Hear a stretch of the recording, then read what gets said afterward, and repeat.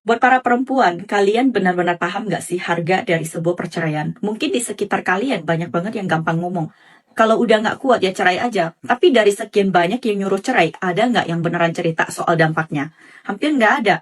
Perceraian itu bukan cuma soal ganti status di KTP. Itu bukan sekedar tanda tangan di pengadilan.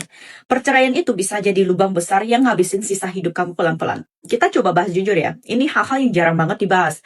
Yang pertama, anak. Anak itu yang paling kena dampaknya. Jangan gampang percaya omongan, anak dari single parent juga bisa sukses. Bisa, tapi lukanya tetap ada. Kalau anak ikut kamu, dia bisa jadi bahan ejekan di sekolah. Waktu dia dibully, nggak ada sosok ayah yang bisa melindungi.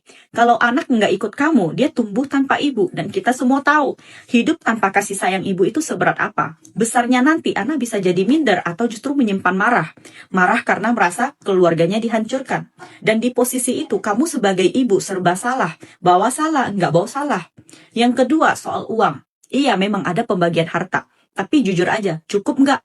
Sewa rumah, pindahan, biaya sekolah anak, kesehatan, makan, listrik, air, semuanya tetap bayar penuh. Nggak ada potongan cuma karena kamu cerai. Dulu pengeluaran ditanggung berdua, sekarang semua menumpuk di pundak kamu sendiri. Bahkan hal kecil kayak ganti lampu atau benerin keran, semuanya keluar uang. Emang kamu yakin bisa kuat sendirian? Yang ketiga, sepi.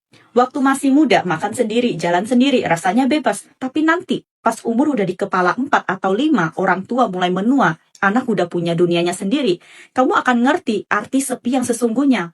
Lihat pasangan lain masih saling menemani, sementara kamu bahkan nggak tahu harus telepon siapa. Lebih parah lagi, pas sakit, nggak ada orang yang sekedar bikinin teh hangat.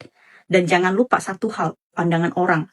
Label janda itu jauh lebih berat dari yang kamu bayangkan. Omongan orang, tatapan aneh, bisik-bisik di belakang. Cari kerja pun kadang ditanya, nanti nikah lagi nggak? Punya anak lagi nggak? Mau pinjam uang, mau urus apa-apa, seringkali lebih susah. Kalau mau menikah lagi, banyak yang bilang, kan udah pernah gagal, ya udah jangan banyak pilih. Bahkan hak untuk memilih pun terasa makin sempit. Jadi jangan gampang percaya kalau perceraian itu disebut sebagai kebebasan atau awal baru. Dalam banyak kasus itu justru jadi tanda bahwa kamu harus berjuang sendirian melawan hidup. Bukan berarti semua pernikahan harus dipertahankan apapun keadaannya. Tapi jangan juga termakan omongan manis orang yang enggak hidup di posisi kamu. Aneh kan, yang nyuruh cerai malah hidupnya utuh-utuh aja. Kalau masih bisa diperbaiki, masih ada anak yang disatukan, masih bisa bareng-bareng cari nafkah, mungkin ada baiknya energi itu dipakai buat memperbaiki, bukan mengakhiri. Karena hidup sendirian atau mulai ulang dengan orang asing seringkali jauh lebih berat dari yang kita bayangkan.